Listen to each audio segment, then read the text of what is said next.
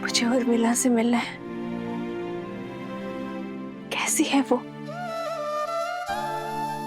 कहाँ है वो?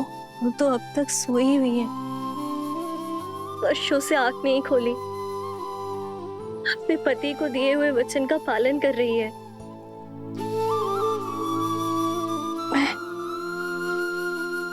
मैं देखना चाहती हूँ उसे, अभी इसी क्षण। मुझे ले चलो उसके पास। हाँ। रुक जाओ सीते।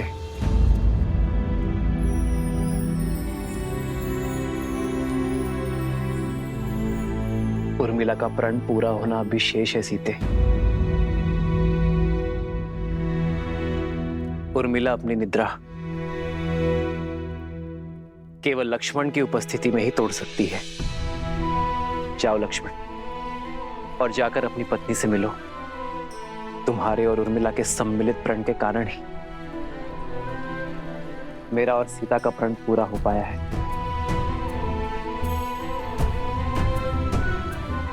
उर्मिला ने महल में रहकर इस घोर निद्रा का दंश भोगा है,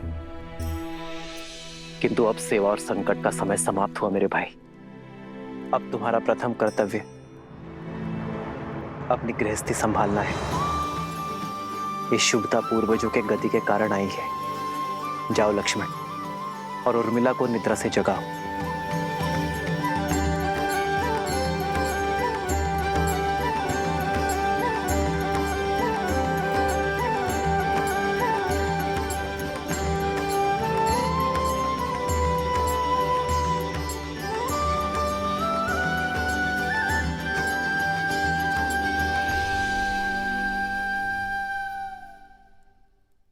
चौदह वर्ष तक मैं आपकी नींद लेती रहूंगी, ताकि आप 14 वर्ष तक बिना सोए अपना धर्म निभा सके।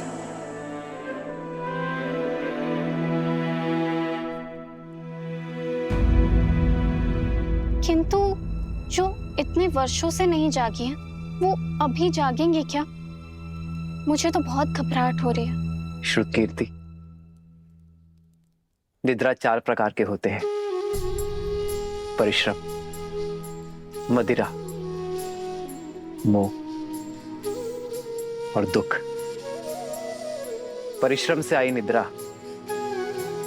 सूर्य के प्रकाश से खुलती है। मदिरा से ऐसी निद्रा आती है जो चेतना के जागने से खुलती है। मोह की निद्रा ज्ञान प्राप्ति से खुलती है। और दुख से आई निद्रा मृत्यु का कारण बनती है।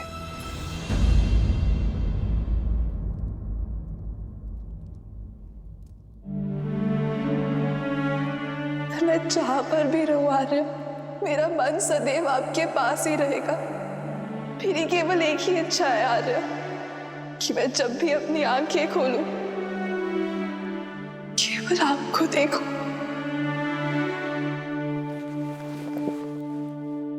उर्मिला,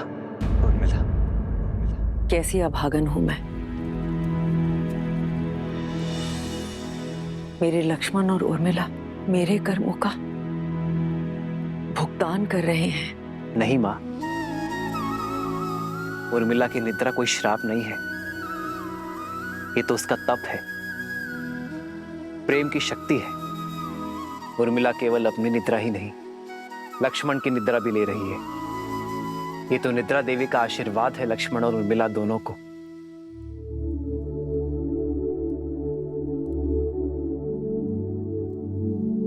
देखिएगा मां, लक्ष्मण के बुलाते ही उर्मिला अपनी निद्रा से जाग जाएगी। उठो उर्मिला, आंखें खोलो, देखो, मैं आया हूं।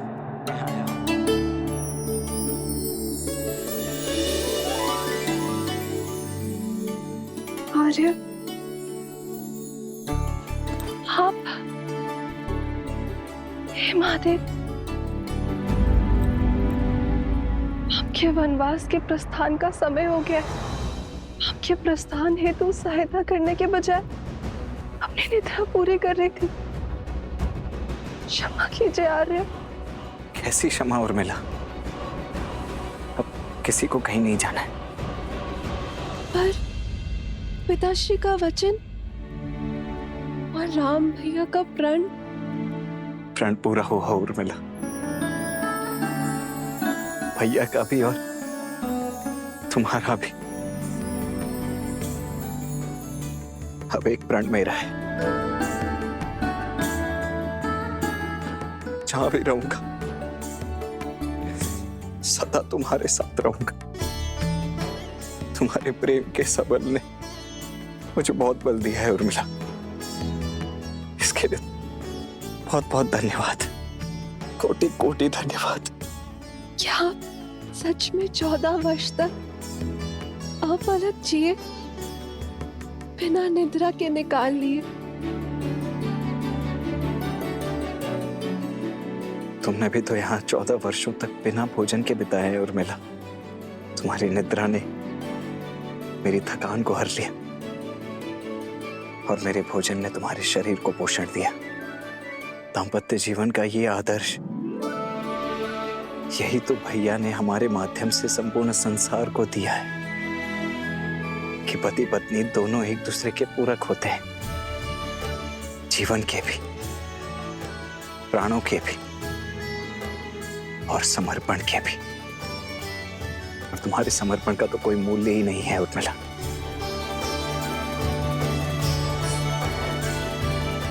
अब चलो, पूरा परिवार, समस्त अयोध्या और विशेषतः भाभी माँ तुमसे मिलने के लिए अत्यंत व्याकुल है। मैं भी आ रही हूँ। आओ। दीदी,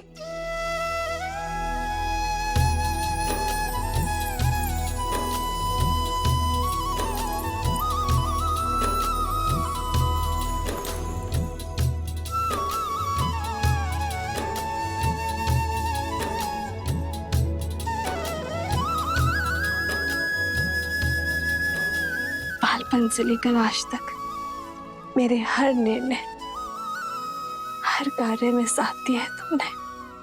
और आप मेरे और मेरे पति के लिए, इस रघुवंश के लिए लक्ष्मण भैया को हमारे साथ भेजा। एकांत का दंश भी झेल लिया तुमने।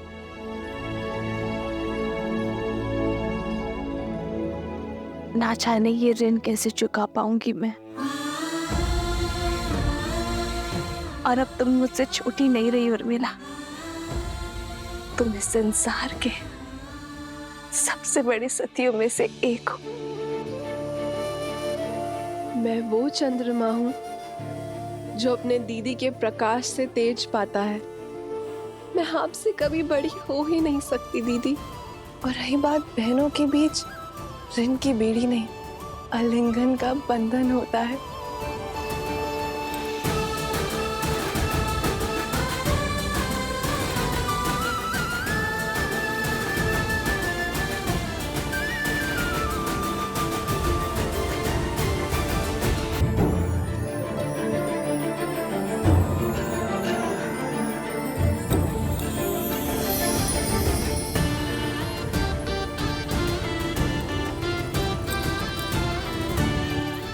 बहुत प्यारा लग रहा है।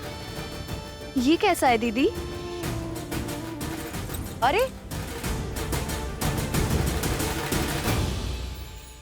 तुम सब यूं ही अब तक बातें कर रही हो। ऋषि मुद्गल के स्वागत की तैयारियां करनी है, वो आते ही होंगे। जी माता, वर्षों बाद बहनों से मिली तो कुछ स्मरण नहीं आया। मैं समझ सकती, जो पीड़ा तुम सबने भोगी है वो मेरे कारण ही तो है। नहीं माता, जितना कष्ट हमने सहा उससे कहीं अधिक आपने सहा,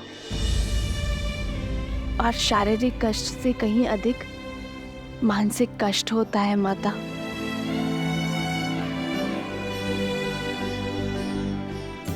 धन्यवाद मेरी पुत्री, किंतु अब कष्ट के और पीड़ा के दिन समाप्त हुए। प्रसन्नता से ऋषि मुद्गल का स्वागत करते हैं, उनसे उपदेश लेते हैं। जो कष्ट और पीड़ा मेरे पुत्रों ने भोगी, वो मेरे पोतों को ना भोगनी पड़े।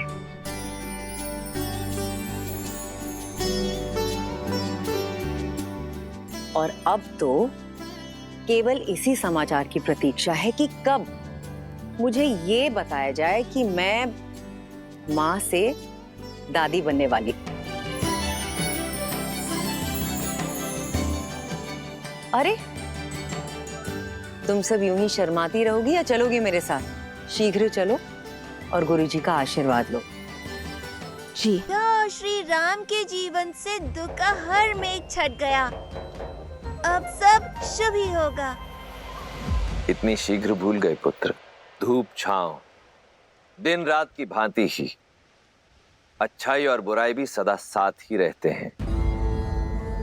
दीपक की आवश्यकता तो वहीं होती है जहां अंधकार होता है और लोग जलते हुए दीपक के प्रकाश में उसके नीचे पसरे हुए अंधकार को देखना भूल जाते हैं। जब सामने सब उचित प्रतीत हो रहा होता है तभी पीछे से बुराई अपने पंख फैला रही होती है। अर्थात दुख की धूप हो या सुख की छांव, सदा सतर्क रहो। हाँ पुत्र, जब भी हम जीवन में कोई शुभ या मंगलमय कार्य करें तब हमें अतिरिक्त सावधानी और सतर्कता बरतनी चाहिए। सत्य और धर्म की क्षमता पर विश्वास रखते हुए अपने तन मन को और अधिक दृढ़ करना चाहिए। प्रिय गणेश, वो देखो श्री राम उसी योजना का शंखनाद कर रहे हैं। राम राज्य की स्थापना का आरंभ कर रहे हैं। नर रूप में नारायण को प्रत्येक समस्या का सामना करना होगा, हर कठिनाई का हल खोजना होगा, राम राज्य की स्थापना करनी होगी। ऋषिवर, मैं जानता हूं आप सबके मन में क्या चल रहा है, किंतु जो होना है वो अवश्य होगा। 2 दिन बाद शुभ मुहूर्त है और ये राज्याभिषेक के लिए सबसे शुभ है। श्री राम भगवान सूर्य के आशीर्वाद से सूर्यवंश के अगले सिरमौर आप ही होंगे। आपने वन भ्रमण के समय जो ज्ञान और अंतर्दृष्टि अर्जित की है उसको अपने साम्राज्य में उपयोग करने का समय आ गया है। दया, दंड और दर्शन, इसको अपना शस्त्र बनाइए। श्री राम आपके मार्गदर्शन से जगत कल्याण की ओर अग्रसर होगा। सभी आशान्वित हैं कि आप एक आदर्श स्वराज की स्थापना करेंगे और संसार के लिए शुभता का मार्ग प्रशस्त करेंगे।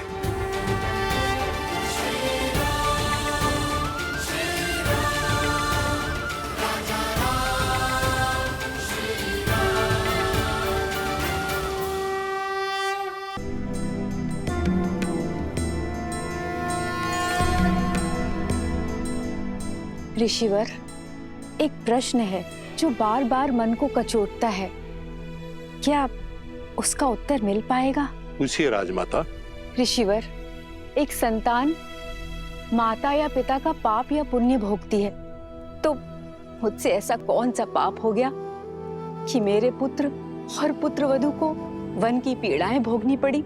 माता, जिनके कर्म और जीवन चक्र अंतिम पड़ाव पर होते हैं, अर्थात जो अपना अंतिम जीवन जी रहे होते हैं, उन्हें अकारण भी कष्टों का भागी बनना पड़ता है और जीवन की यह अंतिम परीक्षा देनी पड़ती है। अर्थात मेरे पुत्रों के पुत्रों को भी ये असहनीय कष्ट भोगने पड़ेंगे। माते, संसार के हर प्राणी का भाग्य सूर्य देव की पुत्री माता छठी के हाथों लिखा जाता है। इसलिए नवजात शिशु की कुंडली 6 दिवस के बाद बनाई जाती है। आप तो साक्षात सूर्य देव के वंशज हैं, सूर्यवंशी हैं। यदि आपकी पुत्र वधुएं आपके पूर्वज सूर्य और उनकी पुत्री छठी माता की आराधना करें तो भविष्य में उनकी होने वाली संतानों के भाग्य में सुख और समृद्धि आना अटल है। छठी माता की कृपा से शीघ्र ही इस राजमहल में पालना भी बंधेगा।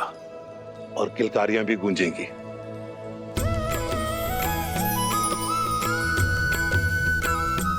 महर्षिवर, हम सभी बहनें छठी माता की पूजा अवश्य करेंगे।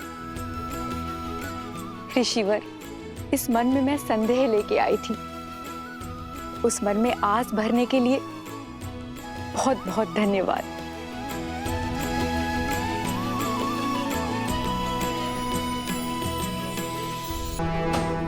सुनो सुनो सुनो,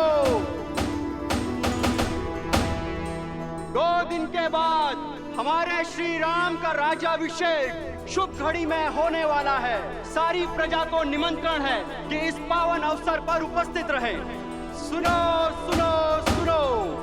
पूरा नगर पल के बिछाए आपका इंतजार कर रहा है। सभी के मुख पर आपका इनाम, आप ही के द्वारा स्थापित होने वाले सुराज्य की बात है। और महर्षि मुग्दल ने भी तो यही कहा कि इस समस्त राष्ट्र में सुराज्य आप ही स्थापित करेंगे। किंतु ये सुराज्य है क्या? माना कि वानर हूं, लेकिन किष्किंधा का राजा भी तो हूं। कल उठ के ये सारा भार अंगद को ही तो संभालना है मेरे बाद। जानना चाहता कि सुराज्य है क्या? अर्थ बताइए प्रभु। हाँ प्रभु, अर्थ बताइए।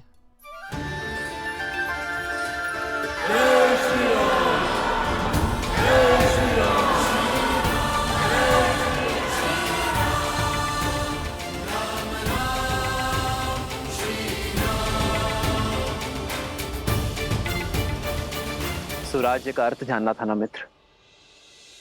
सुख, समृद्धि, रक्षण और न्याय, ये सुराज्य के लिए आवश्यक है। सुराज्य का अर्थ आपके सामने है मित्र।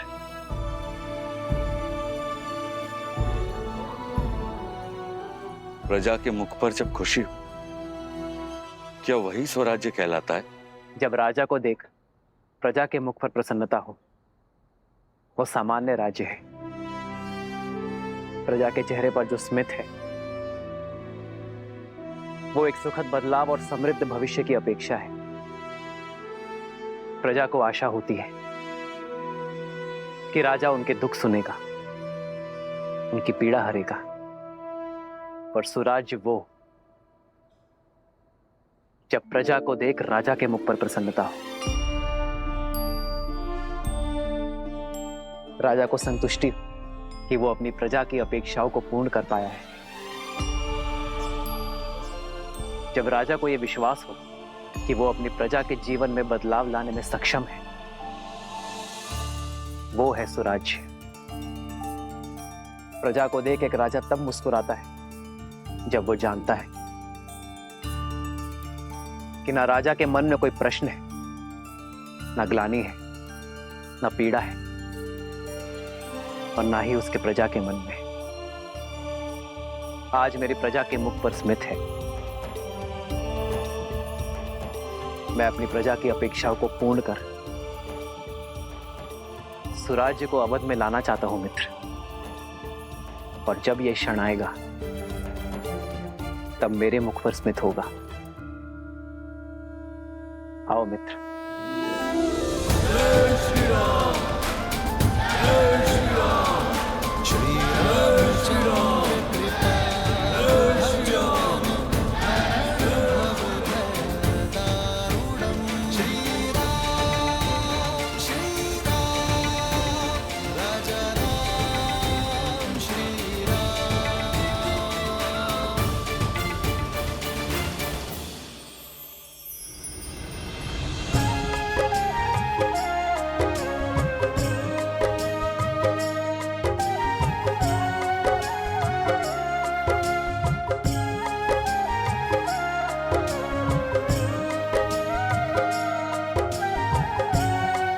सीता दीदी, हमारे पग को कष्ट ना हो, इसलिए ये सारा प्रयास हनुमान जी हमारे लिए कर रहे हैं।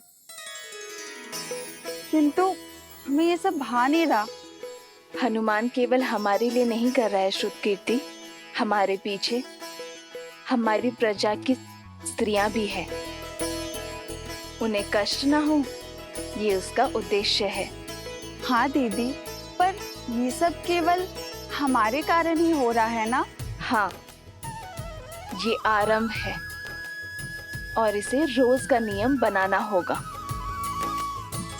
प्रातः की शुरुआत कहीं ना कहीं से तो होगी ना। स्वच्छता केवल धूल कंकड़ का निवारण नहीं करती, एक स्वस्थ जीवन की नींव भी रखती है। जब राज्य के लोग स्वस्थ होंगे तो हमारा राज्य भी स्वस्थ होगा।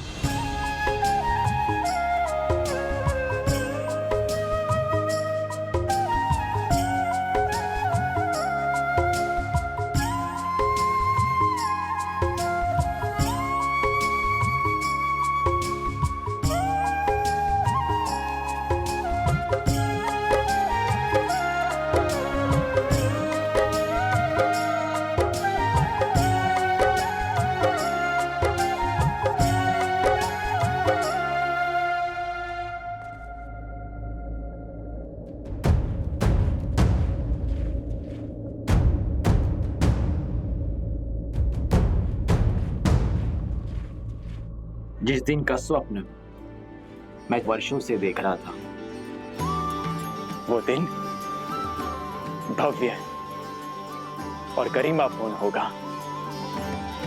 इसमें कोई बाधा नहीं आएगी। मित्र, आपके राज्य अभिषेक की पावन घड़ी, उसमें सेना का नियोजन, क्या आपकी प्रजा के मन में भय का निर्माण नहीं होगा कि होने वाले राजा अपने राज्य अभिषेक से पहले सुरक्षा का प्रबंध कर रहे हैं कि कुछ अघटित ना हो? प्रजा और राज्य का रक्षण एक राजा का प्रथम कर्तव्य होता है मित्र। राज्य की सुरक्षा केवल आक्रमण के बाद ही नहीं, उसके पूर्व से करनी होती है। राज्य की सेना एक अन्यायी शासक के राज्य में प्रजा के मन में भय उत्पन्न करती है, तो वही राज्य की सेना एक न्यायपूर्वक शासक के राज्य में प्रजा को धैर्य, आत्मविश्वास और सुख की निद्रा देती है। सुराज्य के लिए राज्य और प्रजा की रक्षा हेतु सतर्क रहना अति आवश्यक है मित्र। जब प्रजा के मन में रक्षण का भय ना हो, तो प्रत्येक व्यक्ति अपने कार्य का निर्वहन अधिक कार्यक्षमता के साथ करेगा। इससे राज्य सुख और समृद्धि के मार्ग पर चलेगा मित्र।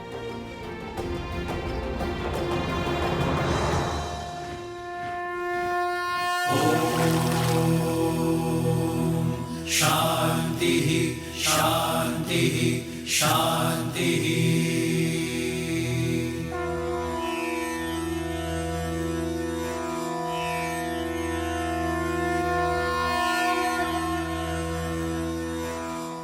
हे सूर्यदेव, रघुवंश की कुल वधु की आराधना और आभार स्वीकार करें।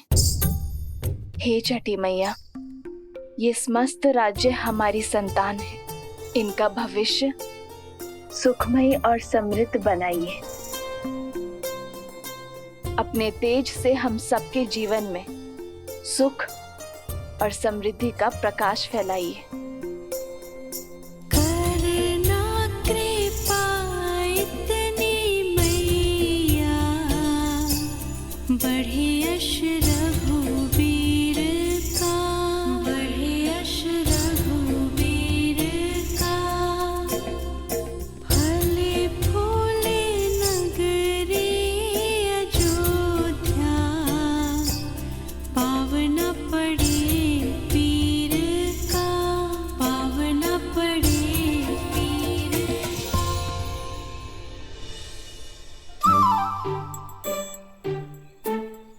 कौन है ये उद्दंडी? कहां छुपे हो? बाहर निकलो।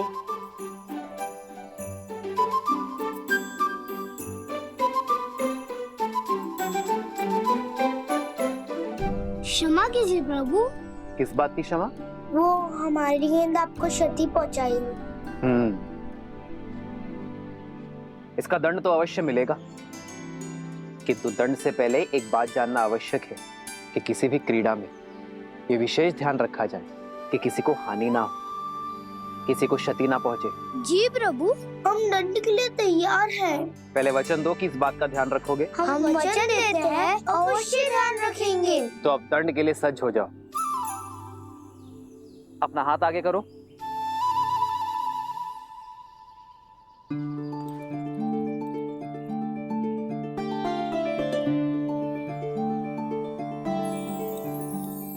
ये हमारे लिए। हाँ, तुम्हारी प्रामाणिकता के लिए तुम दोनों छुपकर भाग भी सकते थे,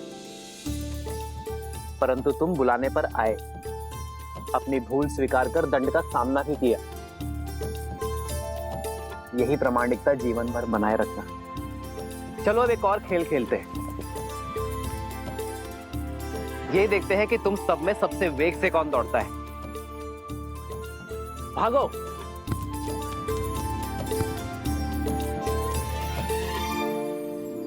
मित्र, राजा का धर्म तो सेवा है। आपने जो इनको ये धन दिया, ये ना लगे कि आप अपने धन का प्रदर्शन कर रहे हैं। जब राजा अपने स्वर्ण और रत्न का प्रदर्शन करता है, तब प्रजा का राज्य के प्रति शक्ति और सामर्थ्य बढ़ता है। मित्र, एक राजा के लिए रत्न प्रदर्शन जितना आवश्यक है, उतना ही घातक धन का मोह है। जब राजा अपनी संपत्ति को लेकर निर्मोही होगा, तभी वो राज्य को सुराज्य की ओर ले जा पाएगा।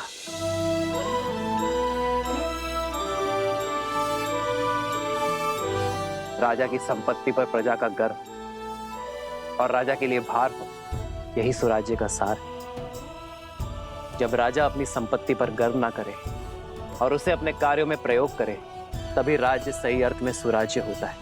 अति सुंदर। आपके विचारों ने हमारे विवेक को झंझोड़ दिया है। आपके ही मार्गदर्शन से अब से किष्किंधा में भी सुराज्य होगा, राम राज्य का परचम लहराएगा। जय श्री राम।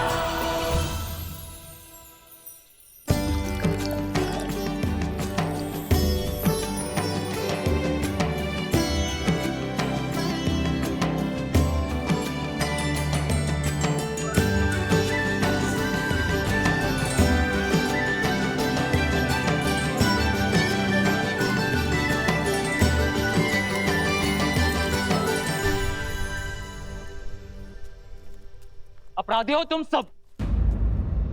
कैसा अपराध? क्या अपराध किया है हमने? अद्भुत। पहले चोरी, ऊपर से सीना चोरी। पहले हमारे जीविका के साधन की चोरी की इन ब्राह्मणों ने, और अब तुम वैध हो। तुम मेरी पत्नी के उपचार और चिकित्सा के लिए मुझसे धन मांग रहे हो, उसके प्राण बचाने के बजाय। मैं ब्राह्मण हूँ, चोरी जैसा शब्द मैं सोच भी नहीं सकता। और ये लकड़ियां यज्ञ के लिए है। ये मेरी जीविका और मेरा धर्म है। हाँ, और औषधियां मेरी जीविका हैं। यदि मैं अपनी औषधियां बिना मोल के दे दूं, तो मेरा परिवार कैसे चलेगा? मित्र, ये तीनों ही अपनी जगह सही। अब इसका क्या उपाय है? सुराज्य का चौथा स्तंभ, न्याय। आओ मित्र।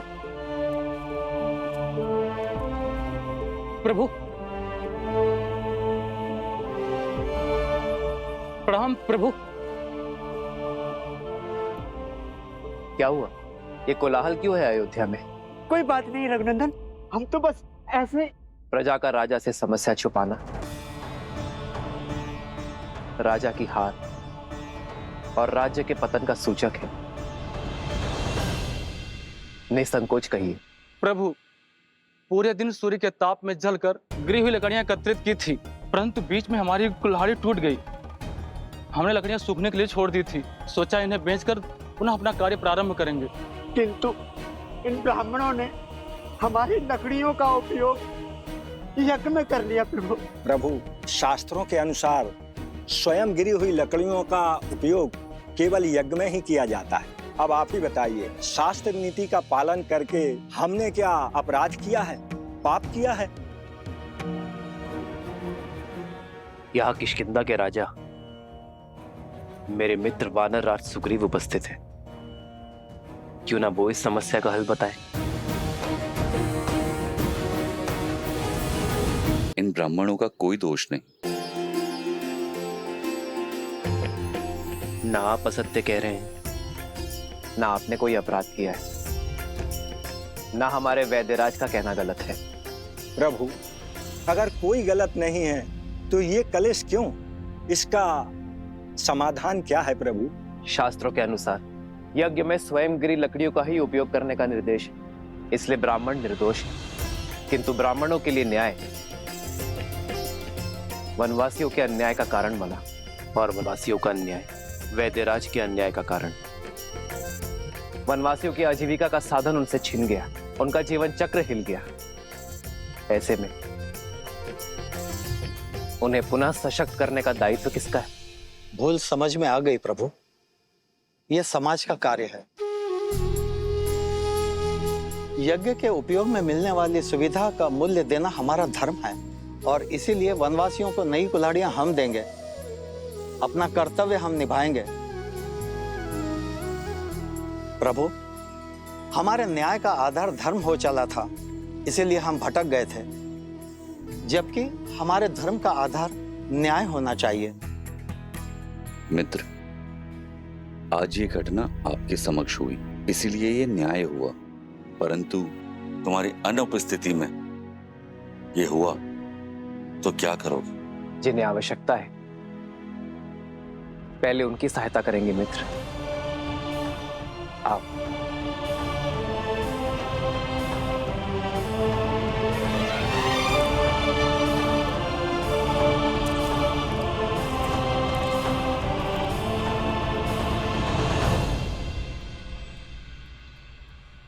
प्रभु। प्रणाम वैद्य जी, क्या मैं आपकी कुछ सहायता कर सकता हूँ? श्री राम श्री राम श्री राम श्री राम श्री रामचंद्र कृपालु भजो मन हरण भव भय दारुणम नव कंज लोचन कंज मुख कर पंच पद कंजारुणम।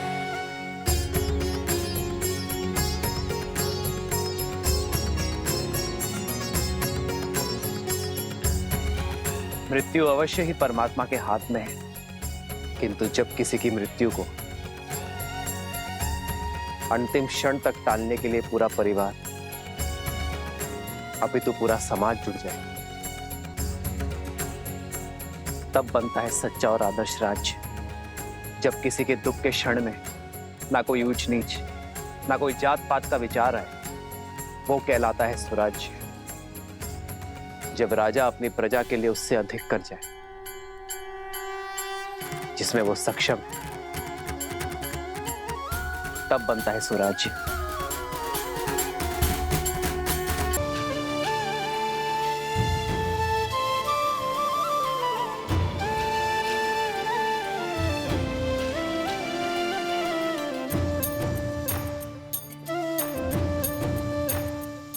नहाए खाए के अर्थात स्नान और भोग के साथ छठ पर्व का पहला दिन प्रारंभ होता है।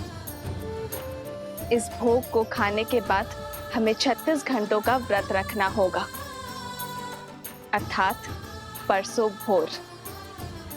ये व्रत शांति के लिए है। जहाँ शांति हो वहाँ सुख और समृद्धि अपने आप आ जाती है। ये राज्य मेरा परिवार है और इसकी शांति की कामना करती हूँ मैं छठी माँ।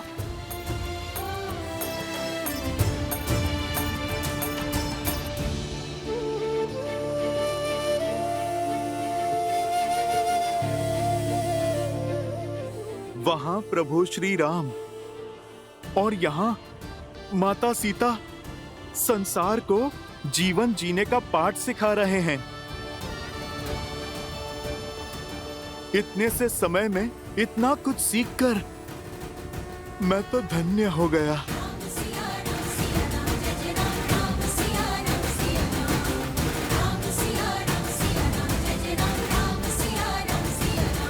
राज्य कार्यभार का सही होना आवश्यक है, और राज्य कार्यभार समाज व्यवस्था पर चलता है। जीव, अन्न, पानी और आरोग्य, ये किसी भी व्यवस्था के मूलाधार है। यदि रोजगार नहीं होगा तो जीविका नहीं होगी। ना कोई अन्न खरीद पाएगा और ना ही कोई रोगी अपना उपचार करवा पाएगा। हमें रोजगार के निर्माण का ये चक्र शुरू करना होगा मित्र। वही राजा को अन्न और जल, इन मूलभूत आवश्यकताओं का संचय और निर्माण करना होगा। एक राजा को आपातकालीन के लिए अन्न का संचय करना होगा, किसानों के लिए जल संचय की सामग्री का निर्माण करना होगा। और रही बात आरोग्य की, तो अपने राज्य में स्वच्छता की नींव रखना, अपनी प्रजा को निरोगी बनाना और आरोग्य केंद्र का निर्माण करना हमारा धर्म यही कर्म करने की बात करता है मित्र। जहां न्याय धर्म का आधार हो वो सामान्य राज्य है, किंतु जहां धर्म का आधार न्याय हो वो सुराज्य है। मित्र, आप धन्य हैं। अब चले मित्र, छठ पर्व में सूर्य को अर्घ देने का समय हो गया है। जैसी आपकी आज्ञा।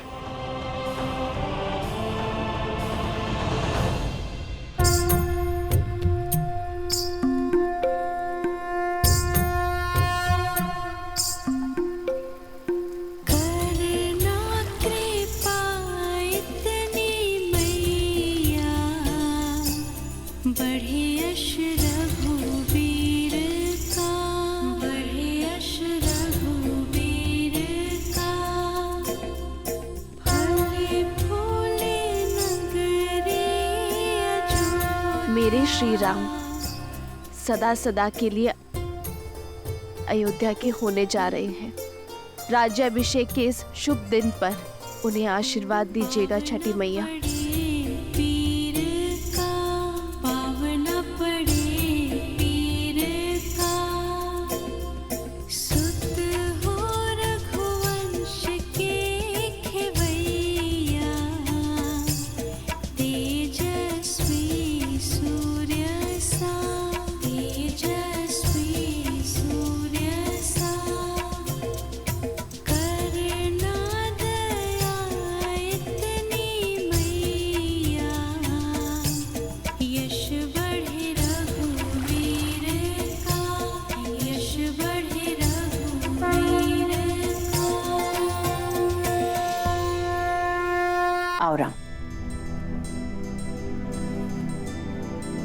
तुम्हारे लिए कलेवा परोस दिया है, तुम्हारा प्रिय दही भात और राजभोग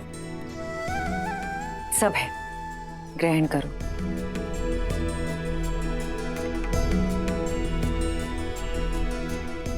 माँ, सीता का है, भोर की पूजा समाप्त नहीं हुई। रघुकुल की चारों पुत्र वधु भोर से ही तट पे हैं।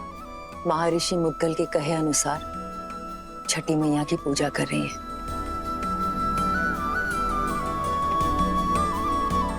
कल तुम्हारा राज्याभिषेक है राम। कल के पश्चात बहुत से कर्तव्य, बहुत से दायित्व निभाने हैं तुम्हें। ऐसे में तुम्हारी अर्धांगिनी, तुम्हारी सीता, तुम्हारी शक्ति में भक्ति का बल डालने का प्रयास कर रही है। तुम्हारी लंबी आयु और अयोध्या के सम्मान के लिए प्रार्थना कर रही है। रघुकुल के दीप की सुरक्षा की प्रार्थना कर रही है। तब तो समय लगेगा माँ। कुछ खाया उन चारों ने? कहाँ? 12 प्रहर का उपवास है उनका, जो तुम्हारे राज्याभिषेक से पहले ही समाप्त होगा। परिवार में पुरुष चाहे सफलता के जिस भी शिखर पर पहुंच जाए, उसका आधार, उसकी धरा एक स्त्री ही होती है। और मां, घर की उन्नति में पति पत्नी दोनों ही भागी होते हैं ना, तो व्रत केवल स्त्री ही क्यों रखे? मैं भी सीता के लिए व्रत रखूंगा। राम सिया राम सिया राम सिया राम, राम सिया राम सिया राम। और मेरा ये व्रत सीता के प्रति मेरे प्रेम और सम्मान का प्रतीक होगा। हाँ, मेरा राम जितना प्यारा पुत्र है, उतना ही उत्तरदायी पति भी है।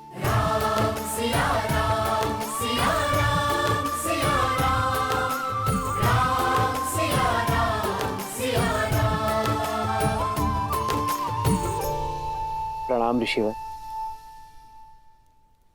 कल सुबह सूर्य की पहली किरण के साथ ही श्री राम का राज्याभिषेक होगा और श्री राम जैसा धर्मात्मा राजा पाकर ये धरा धन्य हो जाएगी।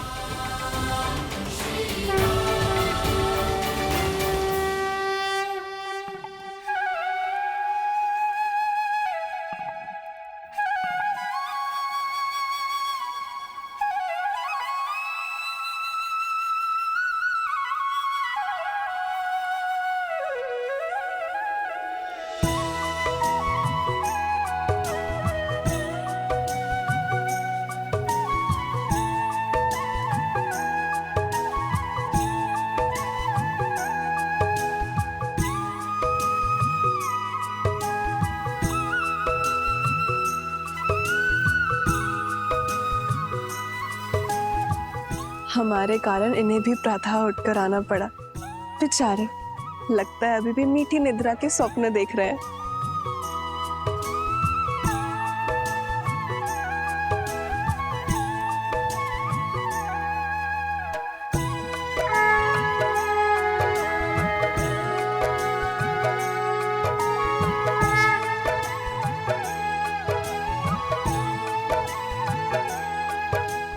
तो छठी माँ की पूजा हम अपने बच्चों के लिए रखते हैं ताकि उनका जीवन सरल हो और कोई परेशानी ना हो।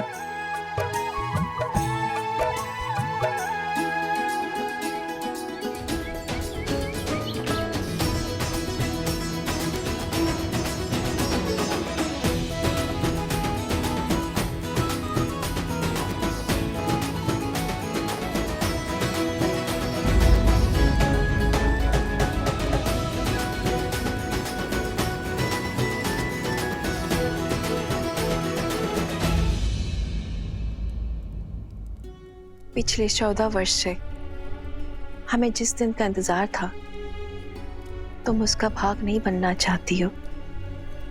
हमारा राम राजा बनने वाला है।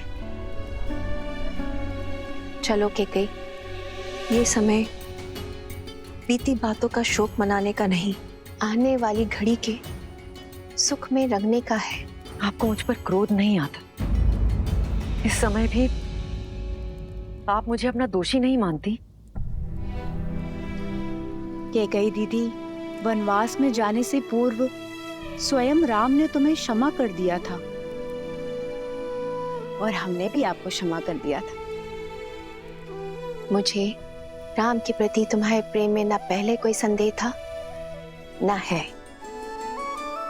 मुझे ज्ञात होता कि समस्त भूमि के राजाओं से मेरा राम राजधर्म सीखेगा, ज्ञान प्राप्त करेगा, तो वनवास का ये वचन पहले मैं मांग लेती।